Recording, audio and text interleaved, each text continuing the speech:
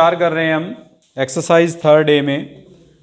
चौथे सवाल में हमें आई दिया हुआ है 0, 2, 4, 6 और वल्य दिया हुआ है Z8 + 8 और × 8। हमें सिद्ध करना है कि यह आई जो है वो एक गुंजावली है। गुंजावली सिद्ध करने के लिए जो कंडीशन थी उसके अनुसार जब हम दो एलिमेंट लेके चलेंगे, फॉर एग्जांपल 4 और 6 लेके चलते हैं जो आई के एलिमेंट्स हैं, अगर हम 6 - 4 निकालेंगे 2 आएगा जो आई का एलिमेंट बनेगा। कोई भी दो एलिमेंट ले लीजिए, उनका जो डिफरेंस होगा ए और बी का, वो ऑलवेज हमारे पास आई का ही एलिमेंट बनेगा। अगर आई का एलिमेंट बनता है तो उसे हम गुंजावली की पहली कंडीशन जो है वो सेटिस्फाई होगी। कुछ इसी प्रकार से दूसरी कंडीशन के अनुसार एक एलिमेंट लेके चलेंगे Z8 का। Z8 का मतलब क्या है यहाँ पे 0, 1, 2, 3, 4, 5, 6 और 7, इसमें से कोई भी एक अवयव लेके चलेंगे।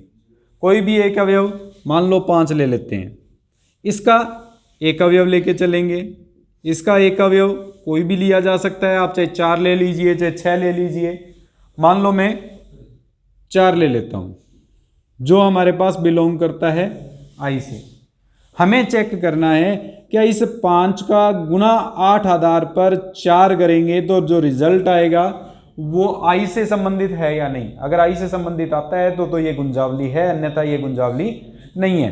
अब 5 को 4 से गुना करेंगे 20, 8 का भाग देंगे, 4 से इसफल बचेगा, रिमाइंडर 4 हमारे पास रहेगा। और ये 4 जो है वो आई का एलिमेंट है, इसका मतलब आई एक आइडियल है जो हमें सिद्ध करना था।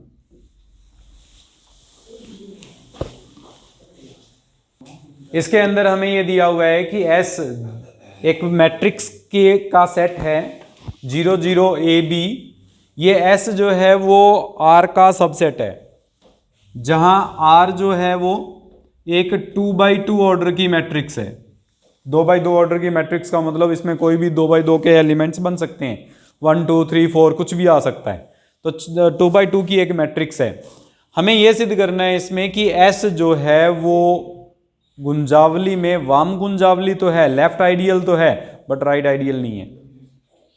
लेफ्ट आइडियल है और राइट आइडियल नहीं है, इसका मतलब जो हमारे पास सेकंड कंडीशन थी उसको सेटिस्फाई नहीं करता, उसको हम प्रूफ करेंगे। उसको प्रूफ करने के लिए सबसे पहले हम इसमें दो एलिमेंट्स लेते हैं, लेट करते हैं x जो है वो 0, 0 AB के इक्वल है और y जो है वो 0, 0 CD के इक्वल है, जहां A, B, C, D all these elements are belongs to integer. Integer पूर्णांक संख्याएं आएंगी हमेशा। हम सबसे पहले x - y निकालेंगे।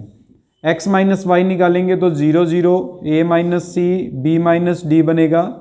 अब A - C और B - D जो होंगे वो दोनों ही हमारे पास एलिमेंट बिलोंग करेंगे Z से, क्योंकि दो इंटीजर्स को सब्ट्रैक्ट करने पर एक इंटीजर प्राप्त होता है। इसका मतलब x - y जो है वो बिलोंग करता है S से। अगर ये S से बिलोंग करता है तो ये हमारे पास जो कंडीशन थी उसको सेटिस्फाई करेगा, पहली कंडीशन को सेटिस्फाई करेगा। अब हम इसमें प्रूफ करेंगे सेकंड कंडीशन। सेकंड कंडीशन के अंदर सबसे पहले वाम यानी लेफ्ट आइडियल देखते हैं।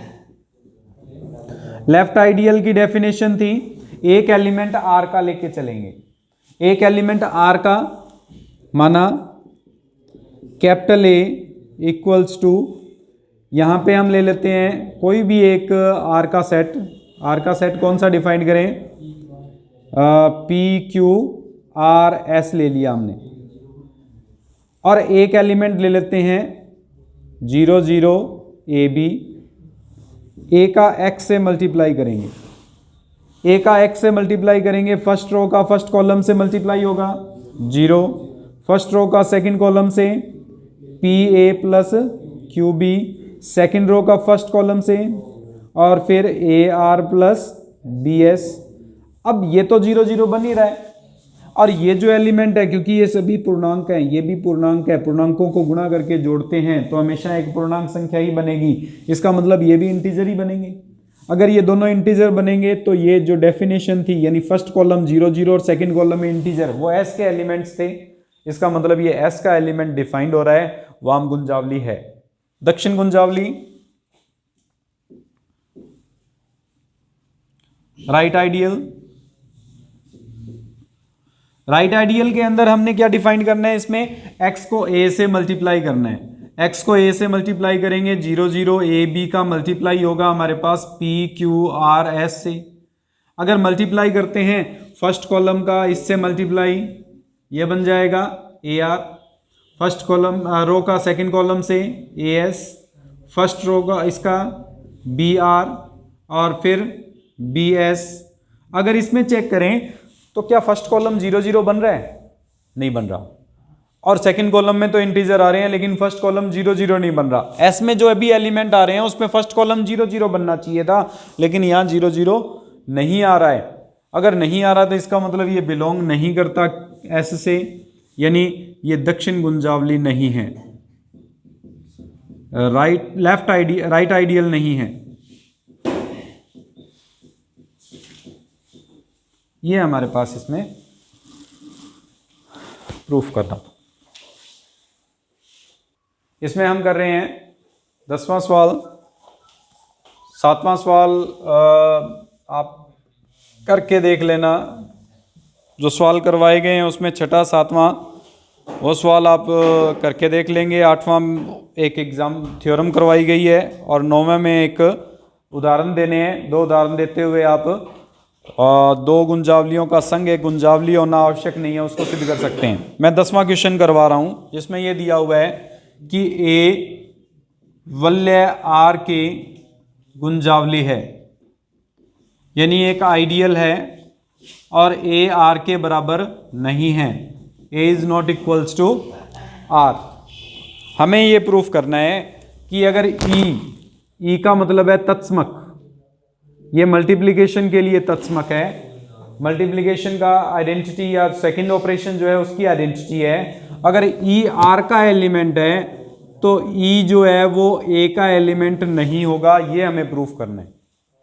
इसको प्रूफ करने के लिए सबसे पहले हमें ये पता है कि अगर ये ए आइडियल है तो ए सबसेट होगा आर का। अगर ए आर का सबसेट है, अब सेकंड कंडीशन ए गुंजावली भी तो है, गुंजावली की कंडीशन को सेटिस्फाई करनी चाहिए। माना ई आर का अवयव है, ए का अवयव है, हम मान के चलते हैं ई जो है वो ए का अवयव है। ए आर का एलिमेंट और ई ए का एलिमेंट, दोनों कंडीशन को कंबाइन करें, क्योंकि गुंजावली की कंडीशन के अकॉर्डिंग ए इंटू ई भी किसका एलिमेंट बनना चाहिए? ए का एलिमेंट बनना चाहिए। या फिर ई इंटू ए जो है वो भी ए के इक्वल आएगा, ये भी किसका एलिमेंट बनना चाहिए? ए का। एलिमेंट हमने लिया था आर का, हम प्रूव कर रहे हैं कि ये एलिमेंट ए में भी है, इसका मतलब आर जो होगा वो सबसेट है ए का। यहां ए सबसेट है आर का और यहां आर सबसेट है ए का। दोनों कंडीशन को कंबाइन करें तो ए और आर बराबर हो गए, लेकिन पहले ही दिया हुआ है ये बराबर नहीं है, इसका मतलब हमने जो लेट किया था वो गलत है। अतः ई नॉट बिलोंग्स टू ए का एलिमेंट नहीं है, यह विरोधाभास है।